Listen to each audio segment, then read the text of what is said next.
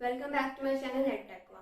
Basically आज हम पढ़ने वाले हैं इंट्रोडक्शन टू मैक्रो इकोनॉमिक्स। इसमें हम काफ़ी सारे टर्म्स पढ़ेंगे जिनका मतलब हमें नहीं पता होता है और नेशनल इनकम में ये टर्म्स यूज होती हैं और हम फॉर्मूले में याद कर लेते हैं कि इसमें ये प्लस होगा या माइनस होगा। बट अगर हमें पता लग जाए कि ये टर्म का मतलब क्या है और वो प्लस और माइनस क्यों हो रही है तो फॉर्मूले याद करने की हमें नीड नहीं होती है। तो चलिए स्टार्ट करते हैं।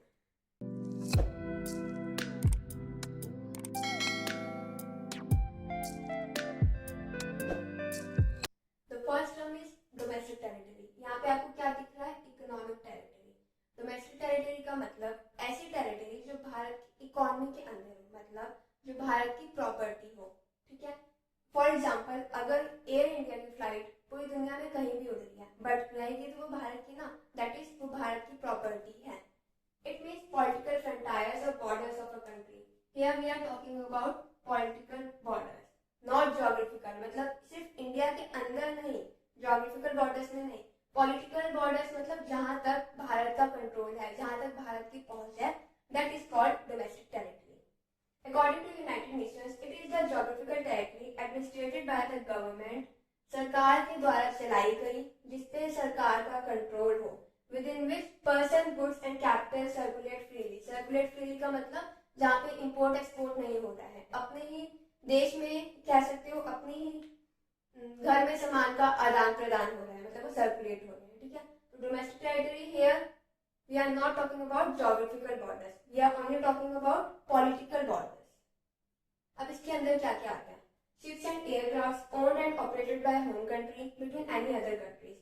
शिप्स एंड एयरक्राफ्ट, जहाज हो या कोई भी हवाई जहाज हो जो होम कंट्री, मान लो इंडिया के द्वारा ऑपरेट कर रहे हैं। अगर इंडिया की, जैसे एयर इंडिया मैंने बोला, इंडिया की फ्लाइट है एयर इंडिया, वो रशिया या जापान के बीच में ऑपरेट कर रही है बट वो प्रॉपर्टी किसकी है? इंडिया की। तो that comes under the domestic territory of India. ठीक है। एम्बेसीज, कंसुलेट होते हैं जो बेसिकली जहाँ पे गवर्नमेंट के ऑफिसर्स रहते हैं, उन ऑफिस को हम कंसुलेट कहते हैं। ठीक है। एम्बेसी हो गई, consulate, military establishment of a country located abroad. अगर इंडियन एम्बेसी जापान में है तो वो क्या, वो किसकी डोमेस्टिक टेरिटरी के अंडर में आएगी? इंडिया की। और वही अगर रशिया की या फिर जापान की एम्बेसी हमारे यहाँ पे है, जापान की एम्बेसी इंडिया में है, तो वो किसकी टेरिटरी के अंदर आएगी? जापान की डोमेस्टिक टेरिटरी के अंदर आएगी। ठीक है। Next, fishing vessel, oil and natural gas operated by the residents of a country in the international water। ये सब चीजें जैसे मान लो अगर फिशर, इंडियन फिशरमैन है, उसकी फिशिंग बोट इंटरनेशनल वाटर में ऑपरेट कर रही है। इंटरनेशनल वाटर का मतलब जो इंडिया के सीमा के बाहर का समुद्र है। ठीक है। तो इंटरनेशनल वाटर में अगर ऑपरेट कर रही है तो वो भी किसमें आएगी? Domestic territory of India. क्यों? क्योंकि वो इंडिया की प्रॉपर्टी है। अब इसमें क्या क्या नहीं आता है? Embassies, consulate and military establishment of foreign country located in domestic country। जैसे मैंने बताया अगर जापानीज एम्बेसी अगर इंडिया में लोकेट कर रही है तो वो इंडिया की डोमेस्टिक टेरिटरी में नहीं आएगी, वो जापान की डोमेस्टिक टेरिटरी में इंक्लूड होगी। ठीक है। Next, international organisations like UNO, WHO etcetera located with in geographical boundaries of a country. अगर ये जो ऑर्गेनाइजेशंस है, इंटरनेशनल ऑर्गेनाइजेशंस इंडिया में लोकेट कर रही हैं तो इंडिया की डोमेस्टिक टेरिटरी में इंक्लूड नहीं होगी, वो वहां की डोमेस्टिक टेरिटरी में इंक्लूड होगी जहां की वो है। अगला है नॉर्मल रेसिडेंट। नॉर्मल रेसिडेंट का मतलब वो व्यक्ति जो सामान्य तौर पर हमारे यहाँ फॉर मोर देन 1 ईयर, 1 साल से ज्यादा रहे, and whose economic interest lies in that country. Economic interest, it is very important. Economic interest का मतलब जिसके सारे काम, वो सब कुछ, खाना पीना रहना कमाना सब कुछ इसी देश में रह के करे, तो वो normal resident of a country कहलाएगा। डोमेस्टिक टेरिटरी में हमने प्रॉपर्टी की बात करी थी बट यहाँ पे हम एक पर्टिकुलर पर्सन, व्यक्ति की बात कर रहे हैं। ठीक है।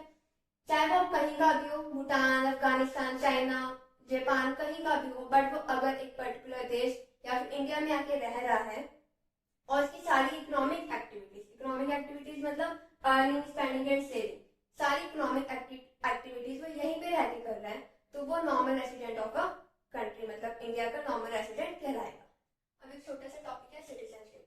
इसमें बच्चे काफी कंफ्यूज होते हैं कि सिटीजनशिप क्या होता है, नॉर्मल रेसिडेंट क्या होता है। सिटीजनशिप का बेसिकली मतलब होता है नागरिकता, मतलब वोट देने का अधिकार।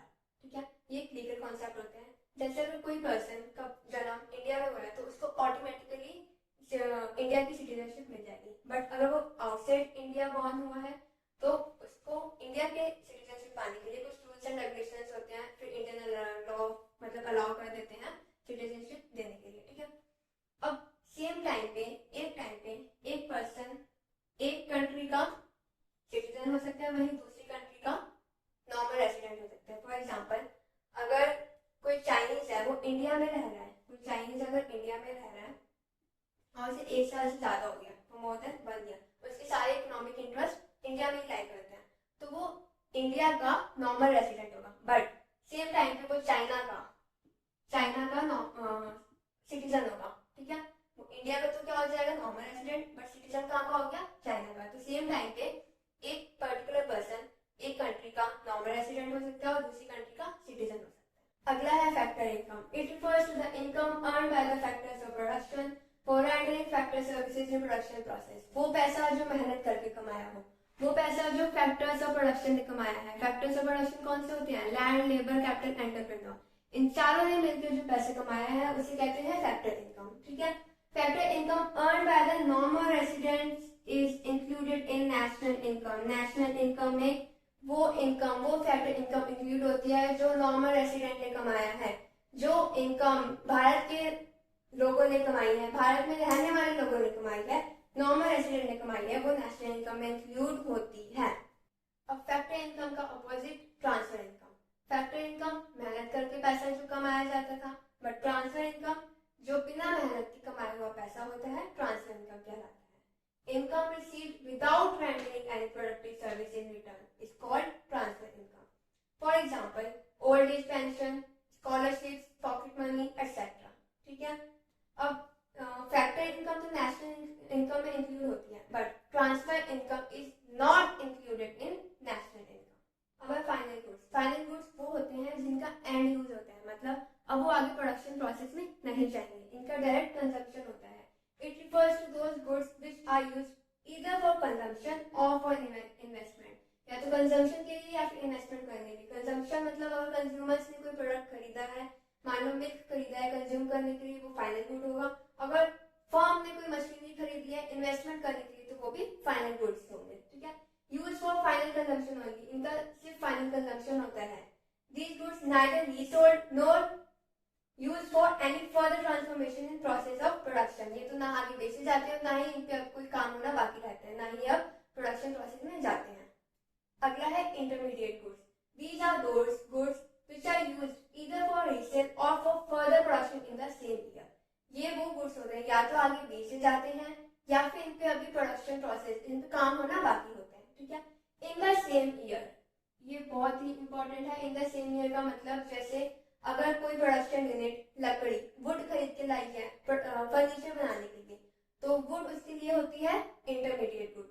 अगर वो उस वुड को सेम ईयर में, जिस ईयर में खरीद के लाई है, उसी ईयर में उससे फर्नीचर बना ली, तो वुड उसके लिए इंटरमीडिएट वुड हो जाएगी। बट अगर उस साल में, उस ईयर में वो वुड को यूज ना कर पाए, तो उस ईयर के लिए वुड उसके लिए फाइनल वुड हो जाएगी। अगले साल के अगले ही दिन वो चाहे उसके लिए इंटरमीडिएट वुड फिर से बन जाए, बट उस ईयर, जिस ईयर उसने खरीदी है, वो उस ईयर में उसके लिए फाइनल वुड हो जाएगी, ठीक है। These goods are purchased by one production unit from another production unit।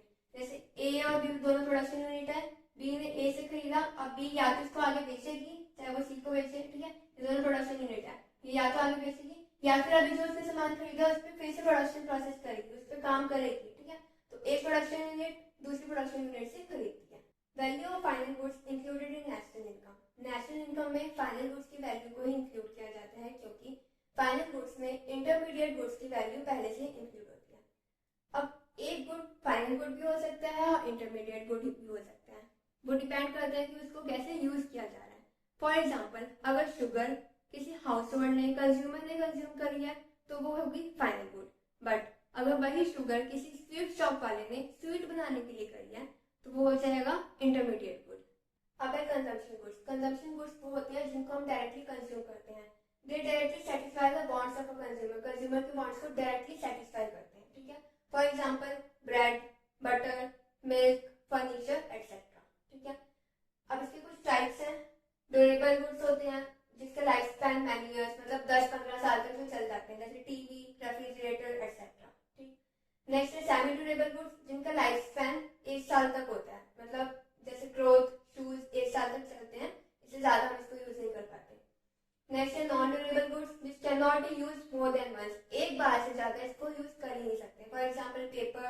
Bread, paper एक बार यूज किया या तो फेंक दो, है ना, दोबारा यूज नहीं कर सकते।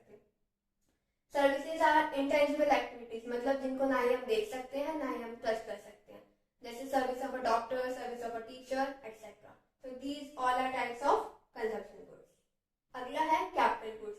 These goods help in production of other goods and services.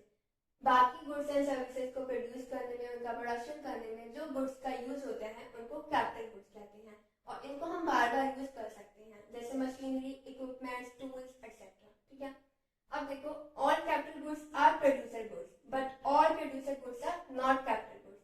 Capital goods तो हमने अभी पढ़ लिया क्या होता है, ठीक है, जो आगे फर्दर प्रोडक्शन में हेल्प करते हैं दूसरे गुड्स को बनाने में। बट प्रोड्यूसर गुड क्या होते हैं? प्रोड्यूसर गुड वो होते हैं जो प्रोड्यूसर्स यूज करते हैं, जैसे एक तो हो गए सिंगल यूज वाले और एक हो गए कैपिटल गुड्स।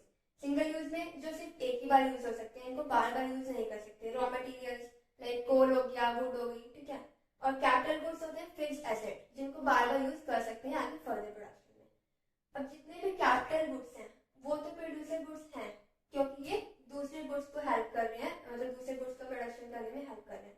बट जितने भी प्रोड्यूसर गुड्स हैं वो कैपिटल गुड्स नहीं है, क्योंकि ये सिंगल यूज वाले भी आ जाते हैं जिनको हम बार बार यूज नहीं कर सकते हैं। लेकिन कैपिटल गुड्स में क्या होता है, ये बार बार यूज हो सकते हैं। आज हमने काफी टर्म्स को बहुत ही इजी वे में विद डेफिनेशन पढ़ा है। आई होप आपको ये वीडियो पसंद आई होगी। इस टॉपिक को हम अगली वीडियो में कंटिन्यू करेंगे।